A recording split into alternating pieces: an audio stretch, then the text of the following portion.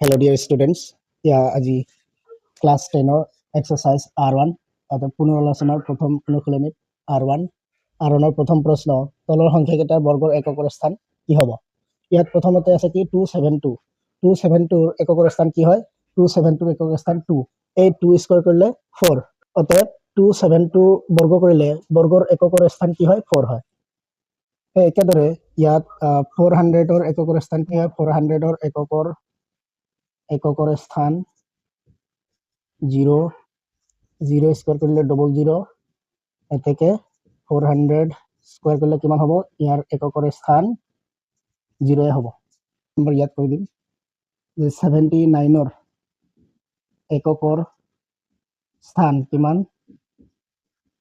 9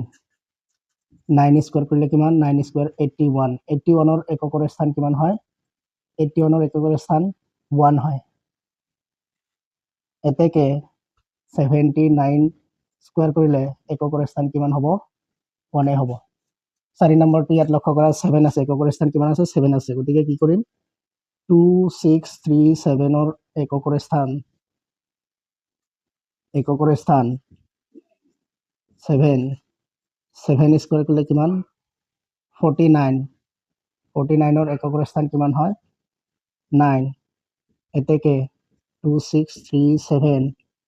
বৰ্গ কৰিলে এককৰ স্থান কিমান হ'ব 9 হ'ব 2 নম্বৰত লক্ষ্য কৰা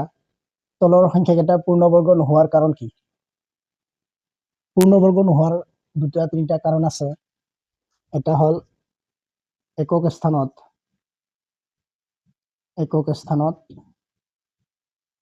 2378 নহয় কি নহয় 2378 এটো মনত ৰাখিবা যদি একক স্থানত 2378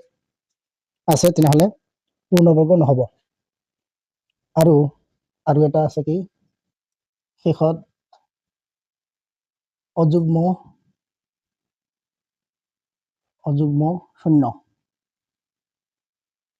শূন্য থাকিলেও নহব এক নম্বৰটো লক্ষ্য কৰা এক নম্বৰটো একক স্থান কি আছে 7 আছে গতিকে কি নহব পূৰ্ণবৰ্গ সংখ্যা নহব 2 নম্বৰটো 8 আছে পূৰ্ণবৰ্গ নহব 3 নম্বৰটো 2 আছে পূৰ্ণবৰ্গ নহব 4 নম্বৰটো এটা 0 আছে গতিকে নহব শূন্য দুটা থাকিব লাগিব আৰু এইকেইটা সংখ্যা দেখা লক্ষ্য কৰা একক স্থানত যদি এইকেইটা সংখ্যা থাকে তেনেহলে পূৰ্ণবৰ্গ নহব এবাৰ 3 নম্বৰ প্ৰশ্ন তলৰ সংখ্যাকেইটাৰ বৰ্গ কিমান হ'ব এক নম্বৰ 19 স্কয়াৰ 19 দুবাৰ পূৰণ কৰি দিলে হল 19 * 19 কিমান হ'ব